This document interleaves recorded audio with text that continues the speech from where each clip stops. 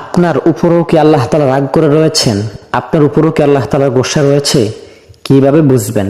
10টি এমন কারণ রয়েছে, যদি এই 10টি কারণ আপনার মধ্যে থেকে থাকে, যদি পাওয়া যায় আপনার মধ্যে, তাহলে বুঝে নিবেন আপনার উপর আল্লাহ তাআলা গোসা করে রয়েছে। তার মধ্যে প্রথম 1 নাম্বার হচ্ছে আপনার জীবন থেকে নামাজ সরে গিয়েছে।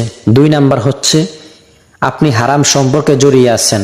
3 নাম্বার হচ্ছে আপনি খারাপ বন্ধুদের সংস্পর্শে রয়েছেন। 4 নাম্বার হচ্ছে আপনি আপনার পিতামাতার প্রতি অসম্মানজনক আচরণ করেছেন। 5 নাম্বার হচ্ছে আপনি পাপের পর পাপ করেই যাচ্ছেন, তবুও অনুতপ্ত হচ্ছেন না।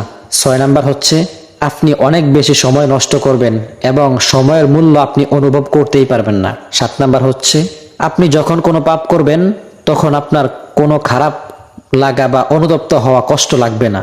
8 নাম্বার হচ্ছে আপনি কোরআন থেকে অনেক দূরে বেশি সরে যাবেন। 9 নাম্বার হচ্ছে আপনি আল্লাহর কাছে ক্ষমা চাওয়া বা তওবা করা বন্ধ করে দিবেন। 10 নাম্বার হচ্ছে আপনি আপনার জীবন নিয়ে নিজে অসন্তুষ্ট থাকবেন। যদি এই কারণগুলো আপনার মধ্যে থাকে, বুঝে নিন আপনার উপর আল্লাহ তাআলা রাগ করে রয়েছেন। আসুন আমরা ফিরে আসি রবের দিকে, সিরাতে মুস্তাকিমের দিকে। আল্লাহ তাআলা আমাদেরকে সবাইকে তৌফিক দান করুক। বেশি বেশি করে শেয়ার করে সবাইকে জানিয়ে দিবেন। আপনার একটা শেয়ার হয়তো অন্য কারো হেদায়েতের পথ হয়ে যেতে পারে।